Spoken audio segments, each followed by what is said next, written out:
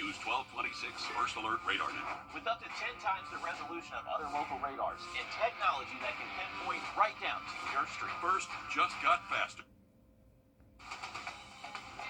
Live from Augusta, we're watching News 1226 at 11.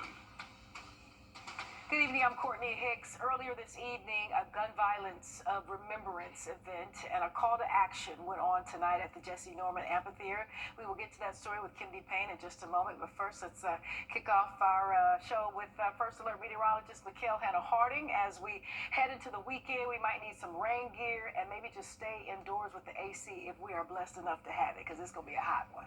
Most definitely, Courtney. It's going to be a hot one, especially for tomorrow. Not as much Sunday, but a first alert in effect for the potential of some severe storms for your Saturday and Sunday. You can see the heat index for Saturday could be around 100 degrees, and we're going to keep a pretty active pattern as we do head into next week. We're taking a look at your severe outlook for tomorrow. You can see that enhanced risk to our west. So the highest threat for severe weather just to the west of the CSRA, and how those storms develop and move through that area, and if they're able to continue to maintain their strength, will ultimately determine if we see severe weather by tomorrow afternoon and evening, and then possibly again for your Sunday morning, even again by Sunday evening. So a slight risk still in effect looking at Sunday into Monday morning here.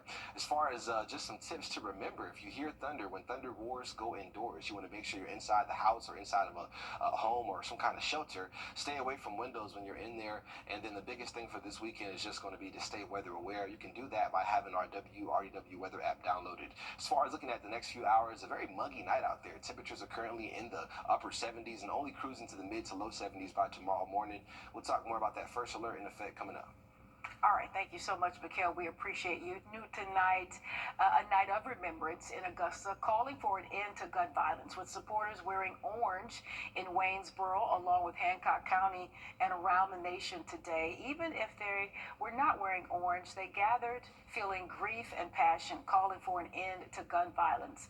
New tonight, community members, leaders, and those that have been affected by gun violence, either as survivors or have lost loved ones, came together in a night of remembrance. We bring in Kennedy Payne. She joins me here in studio. And Kennedy, you attended this remembrance tonight, this event tonight. Things became a little heavy for you. You had a chance to talk to two moms who unfortunately have lived through the nightmare of losing their child.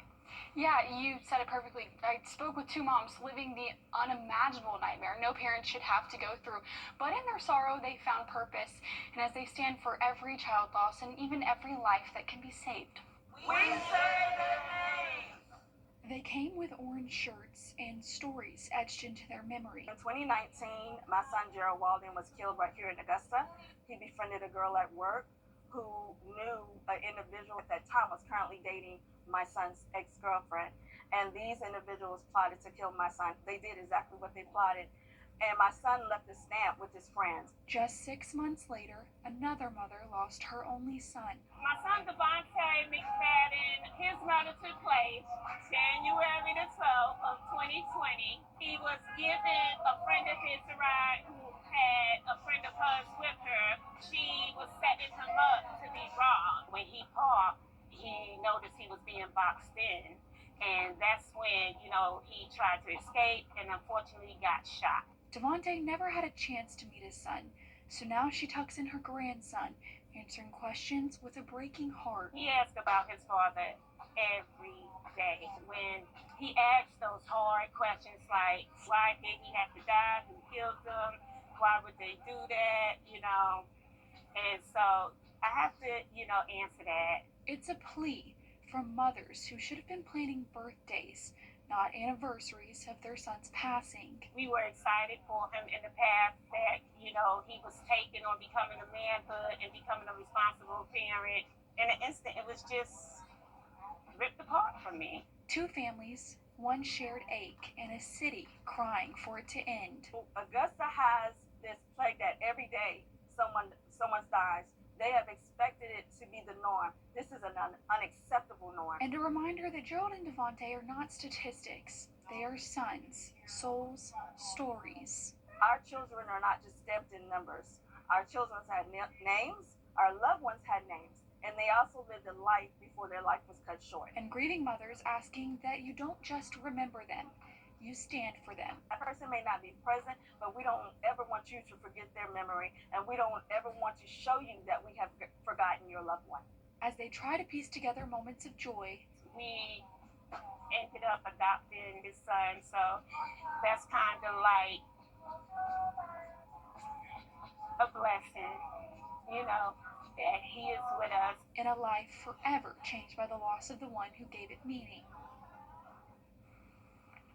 And this was the first of many community events. Commissioner Jordan Johnson says this event will actually take place every year on the first Friday in June, so definitely many more to come. I know, and listen, we have a 10 o'clock broadcast, and it was very emotional for you. I see it's even emotional for you now, half hour later.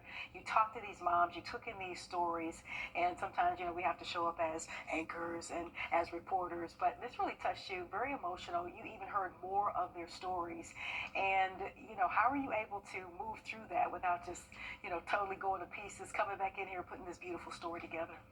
Well, I will say that I think I'm going to cry every time I watch it because it hasn't gotten by the second time around. But like we were talking, before, I think it's just hearing their stories. It's what's so important because I think where I find myself is being able to share their stories. Maybe they don't have that kind of audience. Well, they're hopefully trying to get that kind of audience, That's right. but right now I'm kind of hoping to be that voice for them, but being able to just to stand there with them, hear who their sons are and what difference it makes. And also when we were standing there, we were talking, she was talking about her grandson. I actually got to meet him, the cutest little thing. He said, "Gigi, it is time to go." He was ready to go. And she said, "Okay, baby," whatever that baby wants. So just being able to see her find pieces of her son and her grandson as well, I think holding on to that hope and then also sharing their stories as well, so important. Yeah, and I know you mentioned officials were a little disappointed about the turnout. So bringing a story like this, the awareness, hopefully people see it this year and make their way out next year in regards to how important this type of event and this month is. Absolutely. I think, even the sheriff, you see him right behind us, he was talking about how he kind of was disappointed. Like you said, the stands were not full like he wanted them to be. But I think with this event happening every year, we're telling you guys right now that maybe just come out next year. It is free to the public. And just hear some of these stories. They will stick with you genuinely forever. I know that they're going to stick with me. So just to hear them and also just to be that call for action. Indeed. Kennedy Payne, thank you so much. Have a good weekend. We appreciate the story this evening. And as we mentioned, June is Gun Violence Awareness Month, represented by the color orange.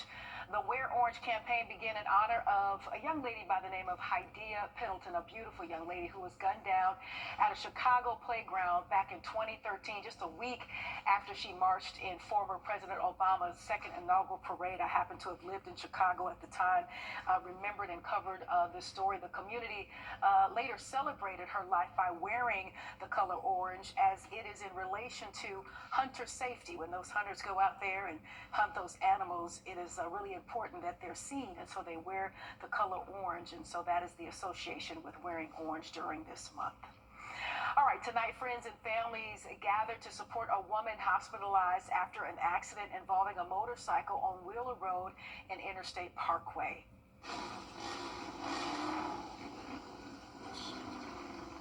This was a scene just a few hours ago at the Food Lion on South Bel Air Road as the community came out in support of 27-year-old Morgan Gray, still fighting for her life, who was hit on Interstate Parkway. The incident is being investigated at this point as a hit and run. Family members and friends are calling for justice as they search for answers. Tonight we're riding for her. We're Morgan Strong, and we stick together. We're one big family. We want to get the word out that we want justice because she deserves justice. There is nothing that we're going to stop at any end for her, and that's what we're doing. We want to be heard. That's what all of this is about, is getting our voice out because we are her voice right now. And everybody's continuing to show up, showing their support, being there for her because we are Morgan Strong. She makes us stand. She makes us stronger. And we are hoping the best for Morgan and her recovery. Her family is asking that anyone with information call the Richmond County Sheriff's Office. And tonight marks the 81st anniversary of D-Day here at home.